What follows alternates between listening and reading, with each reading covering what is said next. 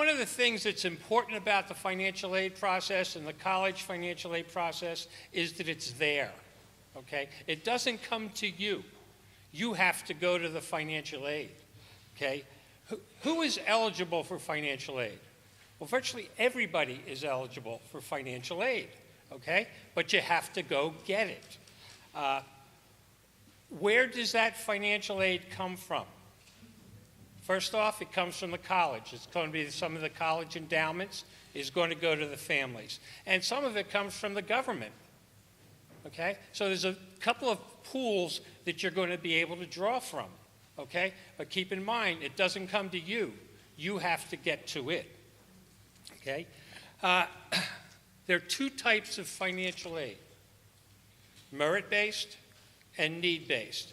And Deb mentioned that a lot of the merit-based aid is based on SAT and ACT scores. And if you do well in the SATs and the ACTs, you could put yourself in a great position to get merit money. That's a very good piece of the tuition puzzle.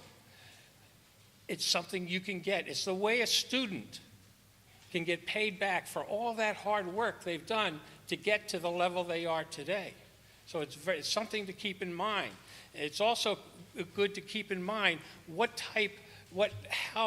how much aid you can get based on the SATs and the ATC scores. Because sometimes these colleges are going to, at certain levels of the ACT or the SAT, they're going to give you more money. So you have to know what that is. And then the other piece is the need-based aid. And the need-based aid is quite literally based on need, based on the college. So families have to know about all of that, not just one piece of it. You have to know about all of it, okay? So I guess the big question is, how do you get that money, right? You've got to know that. Well, anybody ever seen anything like this before? Okay, there's not many of them around anymore. Okay, this is what's called a FAFSA. It's the free application for federal student aid.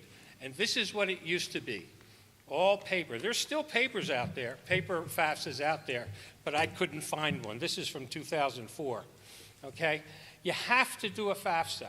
Everybody has to do a FAFSA if they want to be considered for any type of financial aid, okay? That's the way the colleges determine what financial aid they give. Now, financial aid coming from the government, every family here who goes through the financial aid process with the FAFSA is entitled. Now, this is entitled to a $5,500 loan from the government. Now, you say that's a loan, but that's considered financial aid. And depending on what level, some of it may be subsidized or unsubsidized. You have a subsidized loan where the government pays the interest while the student's in college, or you have unsubsidized where the interest starts right away. It all depends on where the family contribution falls. Now, when you fill out the FAFSA, and again, it's not as easy as people might think. You have to understand it. You have to understand that when filling this out, you're on your own. No college is going to tell you, oh, you made a mistake. You have to make sure it's right, because it's not the college's responsibility to tell you you made a mistake and you need to go back and change this so you can get more money. They don't do that. And I've been doing this for a long time, as Dan said, 22 years. And I've seen colleges tell families they've made a mistake and not tell them what the mistake was. And I've found mistakes, and it's actually turned it around where the families end up getting need-based money from the college. But the college wasn't going to tell them that. College is a business, and you have to be prepared to act like this is a business. I know it's a very emotional time. I've been through it. I have two kids that went to college, okay? It wasn't fun getting through this process. But you have to understand the colleges treat it like a business, and you have to too. You have to go after it and make sure you get what you're entitled to. Now, as I said, every college requires the FAFSA. But there's about 288 colleges and institutions that also require something called a CSS profile. The CSS profile is found on the college website, and this is mostly private colleges in the area, and mostly in New England, figures, right? So you have to make sure of the colleges your kids are applying to, does that college require the CSS profile? If so, you have to fill that out too, okay? And this is not a fun thing. It goes a little bit deeper than the FAFSA. So you have to make sure you're, again, doing it right. And the big thing is understanding the questions, okay? Remember, the questions aren't set up so that you can readily understand them. You have to make sure you're doing it right. Don't make mistakes because nobody's going to help you. You have to do it and make sure you do it yourself right, okay? Does anybody know when you can do a FAFSA? Who said what? October 1st. That's right. This is the first year that's happened, okay? It's sort of weird, but yep. October 1st is when you can start completing the FAFSA. And in a lot of cases, it always has been that it's first come, first serve.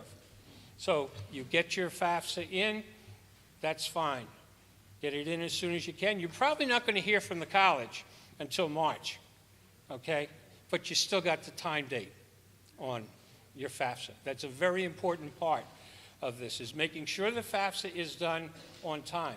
And now, do you know when you can do the CSS profile if that's required? Not till November 1st. Okay, now here's the rub. The FAFSA is going to be filled out with your income information from 2015 and your current asset information. Okay? It's a big change. Okay? It's called prior. Okay? Unfortunately, many colleges aren't aware of all this yet, but they'll find out the hard way. Of the ones we've called, UVM is the only one that's been on the ball. They know what's going on. Okay? So, now, if your student has a CSS profile required, that's going to deal with 2016 income information. Okay? So you have to make sure you don't mix up everything. All right? And it can happen. And they're not making they're not making it easy for you to get through the process. But I'll guarantee you can get through the process. Okay? There's a couple of things that I know some of you have, when I was talking to Carl and I have been emailing, and by the way, thank you, Carla, for putting all this together. There's a couple of questions that families had asked, and one had to do with divorce and how that affects financial aid. When we have a divorce situation, it's the income and assets of the custodial parent's home. Okay, so if you have a mom and dad who are divorced, student lives with the mom, it's the mom's income and asset information. Okay? Not the father's. This is where a lot of families make big mistakes because they spend too much time trying to think it through. Okay? If you haven't got it yet, logic plays no part in this. You just have to follow the rules. And the rule is it's the income and assets of the custodial house. Now, is the father's income and assets important? Maybe. It really depends on the college. They can always ask about the non-custodial parent. And then, of course, if they ask, you have to tell them. If one of the colleges requires the CSS profile, you're going to have to tell who the non-custodial parent is, and sometimes may have to do a non-custodial CSS profile. So it just depends on the college, okay? Does financial aid process, does the financial aid process take into consideration outstanding medical debts or tax obligations? What do you think? Okay, you can say it, you did it. Not a bit. They don't care. Okay? And I know you can get a great education in a lot of schools, but they really want the money. Okay? What you owe, the money you owe, does not enter into this, at least on the FAFSA. Sometimes, on the CSS profile, you would be able to put down your medical debit, what you owe in medical. But for the most case, they don't. It doesn't take part in this process. So, but there is such a thing as an appeal.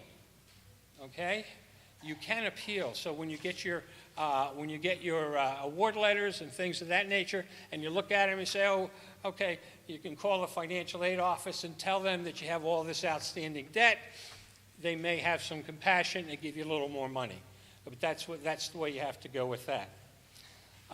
And do colleges expect parents to use home equity or retirement funds to pay for college? Do those factors come into play when colleges are considering financial aid? It's a lovely question, okay? Supposedly it does not come into play when it comes to financial aid, okay? They're not supposed to be looking at the retirement funds. Sometimes home equity comes into play, depending on the college, and if that college required a CSS profile. But I hear all the time, does the college expect you to use home equity? Do they expect you to use your retirement funds? They don't care.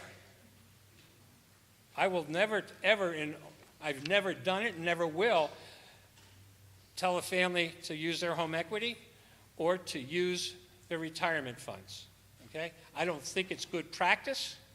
If you have to go another way, that's fine. That's just my opinion, okay? Because if you put it all in perspective, if you use home equity and everything's great today and something goes sour tomorrow, you got that wrapped up in your home.